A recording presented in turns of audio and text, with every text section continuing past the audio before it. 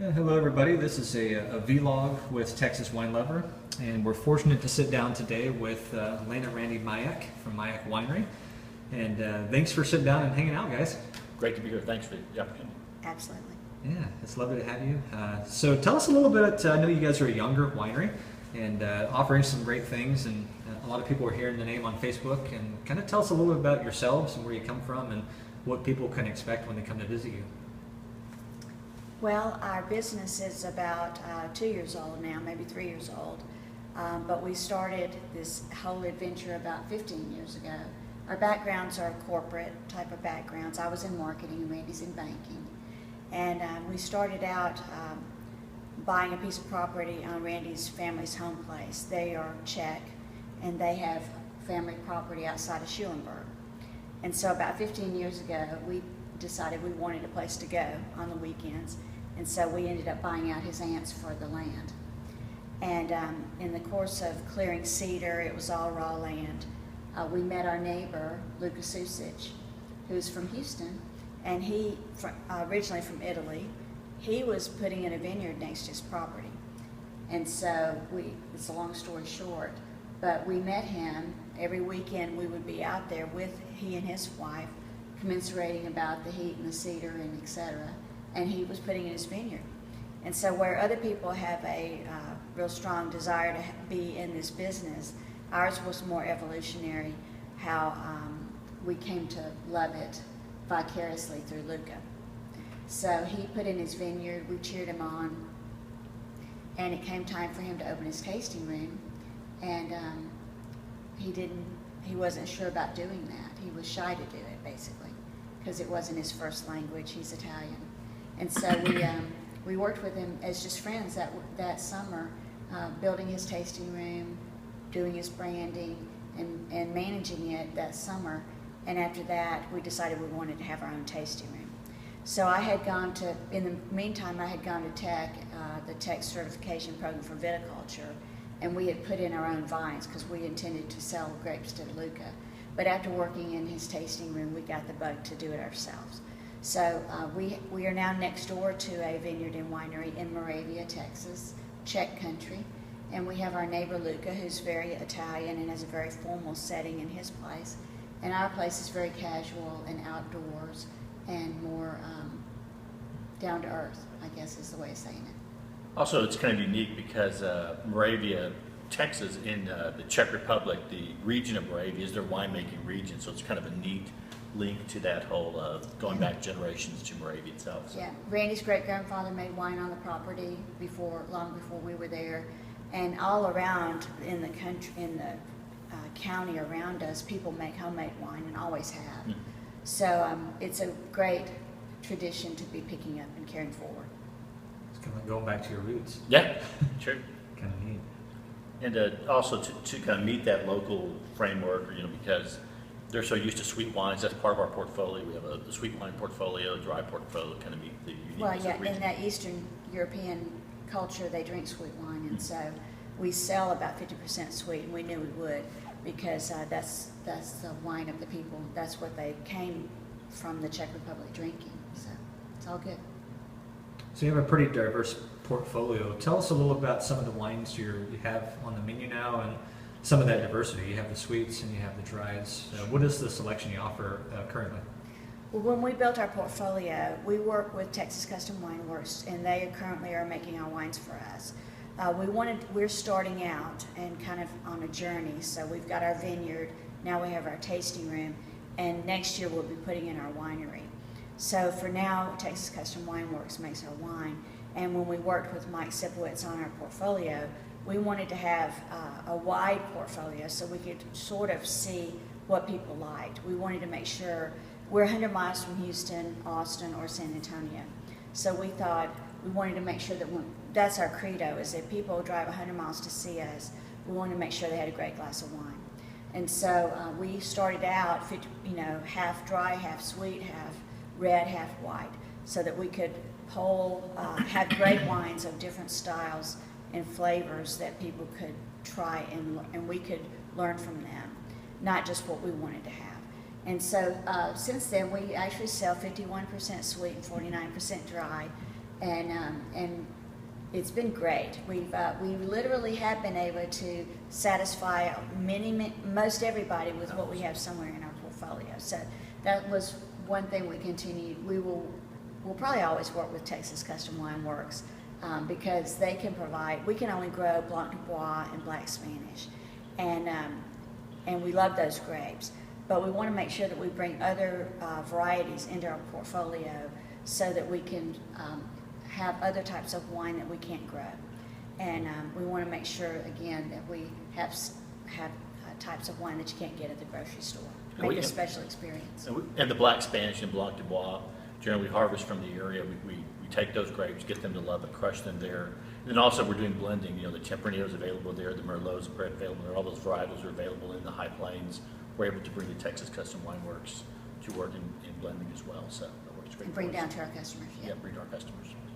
So is there, as far as going forward, is there a specific focus on certain grape varieties you guys want to be known for?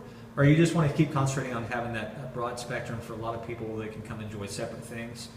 So is there really direction, let's say, oh, we want to be known for Blanc du Bois and Tempranillo? Or you want to kind of play it by ear and see how things go with your vineyard and things going forward? Well, I think one thing we know about it ourselves is that we're pretty flexible. And so we will adapt to change. So however the customer leads us, we will go.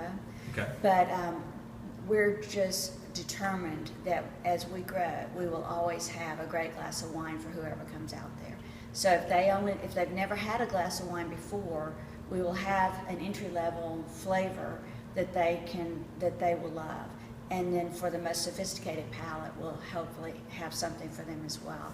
So we will base our portfolio on Blanc du Bois and Black Spanish because that's what we grow.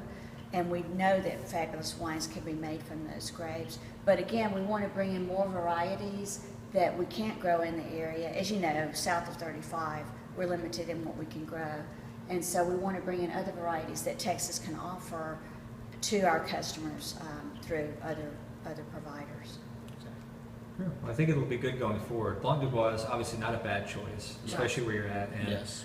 you know, I'll toot your horn a little bit here. You know, of course, I've tasted and we've reviewed at Texas Wine Lover the sparkling Blanc du Bois, and I'm assuming that's a pretty big hit out there. Yes. It's an absolute stunning wine. Thank you. It's been a really good seller. It's sold really well for us. Yeah, we're delighted with it. Yeah. And I personally feel that Blanc du Bois has a future as not just a dry wine or sweet, but sparkling. And if you've seen what happens with it as like a Madeira or port style wine, it's so versatile. It is. It's really versatile. So it really allows you different. We love all the stuff that Raymond Hack does with Blanc du Bois.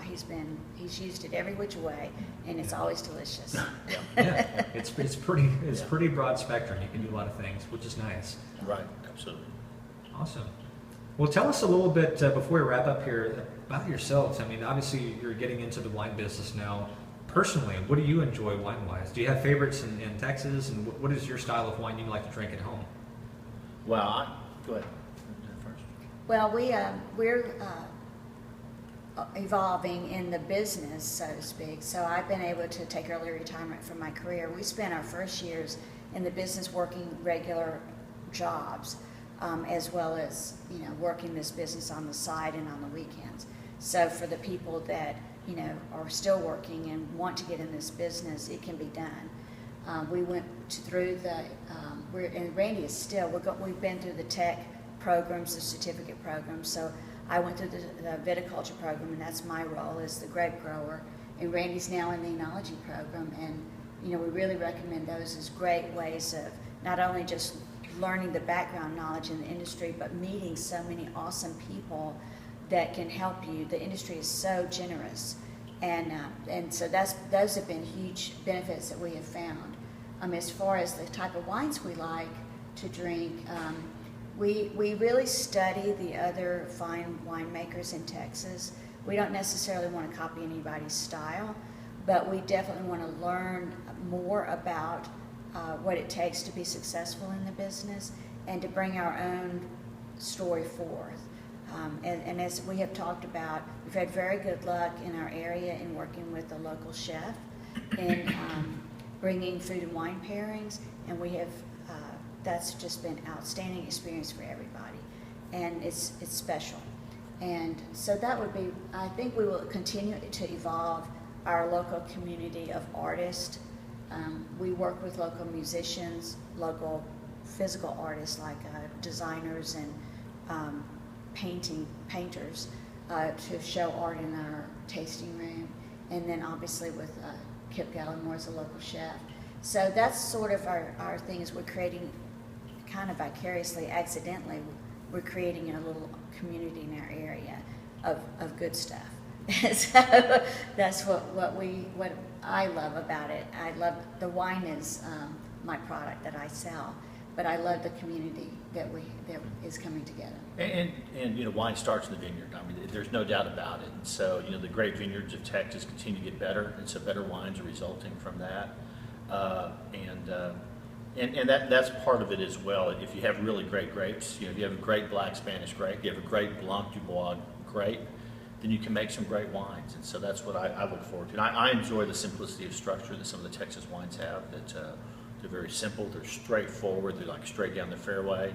And I just love that, the presence that you find in some of that Texas wine. In fact, we were having a tasting with you today, and we talked about that you taste that one wine, you say, well, wow, it's got that Texas presence to it that makes it really, really strong and powerful. So I love that.